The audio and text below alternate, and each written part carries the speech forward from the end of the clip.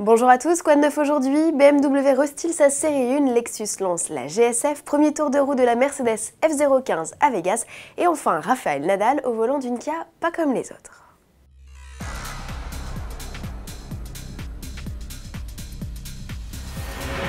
C'est l'heure de la cure de jouvence pour la série 1, la seconde génération de la compacte BMW lancée en 2011 reçoit en ce début d'année une flopée de nouveautés.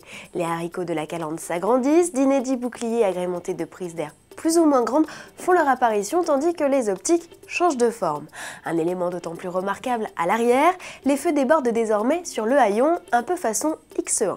À bord, circuler, il n'y a rien à voir, tout est identique, mais désormais l'écran de 6 pouces et demi, la climatisation ou encore les essuie-glaces automatiques sont de série. On note par ailleurs l'arrivée de nouvelles options comme le régulateur de vitesse actif avec fonction stop and go ou encore un système de stationnement automatique optimisé pour les espaces plus réduits. Sous le capot, c'est le grand chambardement avec l'arrivée sur les versions d'entrée de gamme en essence comme en diesel d'un 3 cylindres turbo de 116 chevaux. La gamme essence est chapeautée par la puissante M135i dont la puissance passe de 320 à 326 chevaux, tandis qu'en diesel, la 1.25D culmine à 224 chevaux.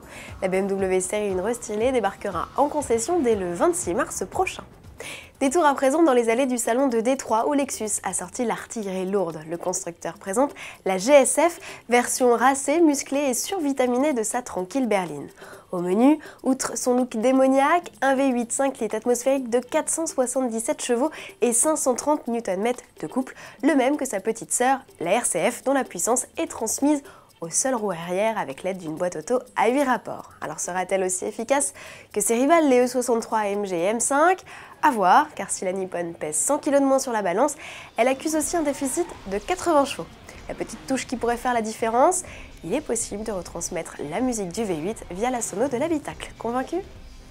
Les concepts ne sont pas que des bêtes de foire, il s'agit de véritables laboratoires roulants. Mercedes en fait une nouvelle fois la démonstration en sortant son concept futuriste F015 dévoilé début janvier dans les rues de Las Vegas. Seulement, le premier véhicule autonome de Mercedes ne pilotait pas seul, il y a bien quelqu'un derrière le volant pendant que le directeur de la recherche et du développement s'amuse à pianoter sur les écrans tactiles installés dans les portières, preuve que tout n'est pas qu'illusion. Pour finir, direction l'Australie où l'Open de tennis est menacé, qui nous apprend que les sentinelles, les ennemis les plus redoutés des X-Men, ont fait main basse sur le Rod Laver Arena. Dépassés par les événements, les mutants sont contraints de faire appel à Rafael Nadal.